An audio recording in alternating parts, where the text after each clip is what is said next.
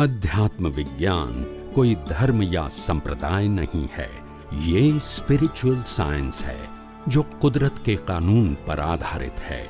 ये विज्ञान पूरे ब्रह्मांड के सभी रहस्यों को उजागर करता है और जीवन के सभी पहलुओं को समझने के लिए एक नई दृष्टि देता है। इसी को आर्ट ऑफ विजन कहते हैं, दुनिया को देखने की एक नई दृष्टि, जो अध्यात्म विज्ञानी परम पूज्य स्वामी श्री कमलेशानंद जी के निर्देशन में सनातन सत्य का अनुसंधान कर हमारे जीवन को प्रकाशित करे। जय सच्चिदानंद। एक भाई હતા, એને મને પ્રશ્ન પૂછ્યો કે સ્વામીજી, મારો એક મિત્ર છે, એ મિત્ર મારી પાસેથી 10 લાખ રૂપિયા લઈ ગયો, 6 મહિના માટે લઈ ગયો. તો કેટલા મહિના? અને 6 વર્ષ થયા તો એ પાછા આપતો, પાછા પૈસા છે ને નથી આપતો. શું કે છે? છે ને નથી આપતો. હવે એમાં લંગોટિયા મિત્ર છે, હવે શું કરું કે છે? અંદર ઉદ્વેગ બહુ થાય છે. શું થાય છે? આમ કરી નાખું, આમ કરી નાખું થાય ને. હું કરું શું કે છે? મને ઉપાય બતાવો. આપણા મહાત્મા જ છે, મને ઉપાય બતાવો. મેં કહું ઉપાય બતાવો. તો મને કે ઉપાય બતાવો, પણ મારી કન્ડિશન છે. શું કે છે? ઉપાય કેવો હોવો જોઈએ તેની કન્ડિશન. હા, મને કે ઉપાય તમે એવો બતાવો કે જેમાં અથડામણ ટાળો શબ્દ ઉપયોગ નહીં કરવાનો, ભોગવે તેની ભૂલ શબ્દ ઉપયોગ નહીં કરવાનો, બન્યું તે ન્યાય શબ્દ ઉપયોગ નહીં કરવાનો, અને એડજસ્ટ એવરીવેર આ 4 શબ્દનો ઉપયોગ નહીં કરવાનો. તે સિવાયનો ઉપાય હોય તો બતાવો, કારણ કે આ મારો પ્રશ્ન આ 4 ઉપાય પછીનો છે. ના સમજાયું?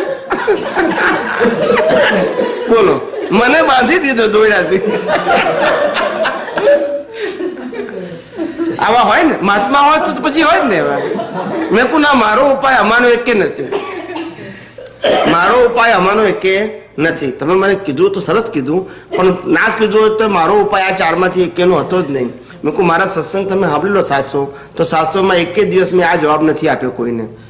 It is not matter of today, it is a matter of last 700 સત્સંગ કે મેં આ 4 વાક્યોનો ક્યારેય ઉપયોગ નથી કર્યો. અને છતાંય લોકોને સમાધાન થયું છે, because of science, not because of મી.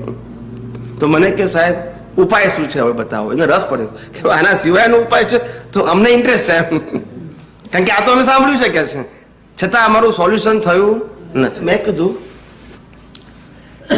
2 પ્રકારના મારી પાસે જવાબ છે તમારા સોલ્યુશન માટે. મેં કહું તમારી પાસે અત્યારે મિલકત કેટલી છે અને ઉંમર કેટલી છે?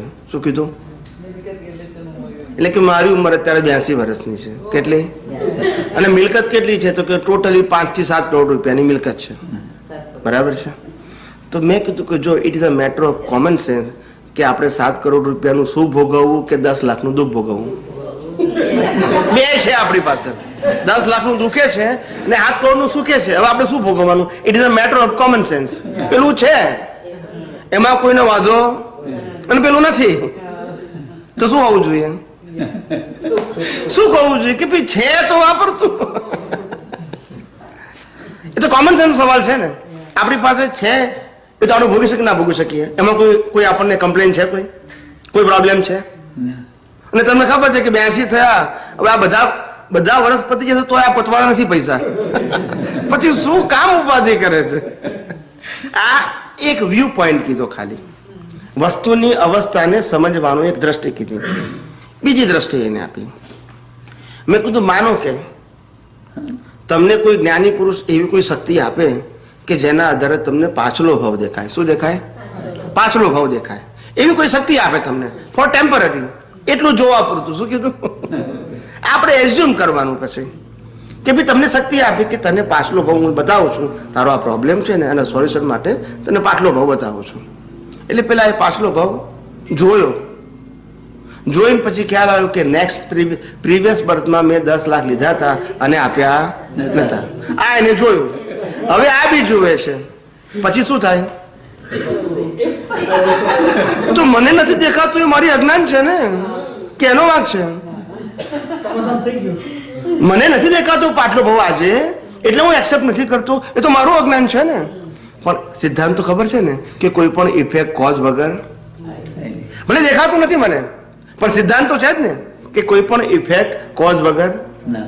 અને ઇફેક્ટ છે તો કોઝ હોવો જોઈએ. દેખાય કે એટલે ક્યાં સિદ્ધાંતથી તું એક્સેપ્ટ કર. શું કીધું સમજાય છે ને? હું એવું નથી કહેતો તું માની લે. આ લો ઓફ નેચર કહે છે કે કોઈ પણ રિઝલ્ટ એક્ઝામ વગર ના હોય. એ તો હકીકત છે ને. એમાં મારું કે તમારું ના ચાલે ને. એટલે જો તું સિદ્ધાંતથી એક્સેપ્ટ કરે તો it is better. This is a permanent solution. અને સિદ્ધાંતથી એક્સેપ્ટ નહીં કરે તું ગમે એટલા ઉપાય કરીશ પણ તારા હિસાબમાં નહીં હોય તો નહીં આવે. એટલે મારી પાસે જવાબ બધા આવા હોય. Logically you can accept it. એવું નહીં કે બિલીવ કરવાના. તમને ખ્યાલ આવે કે ના હવે આનાથી વધારે કોઈ સોલ્યુશન હોઈ શકે નહીં.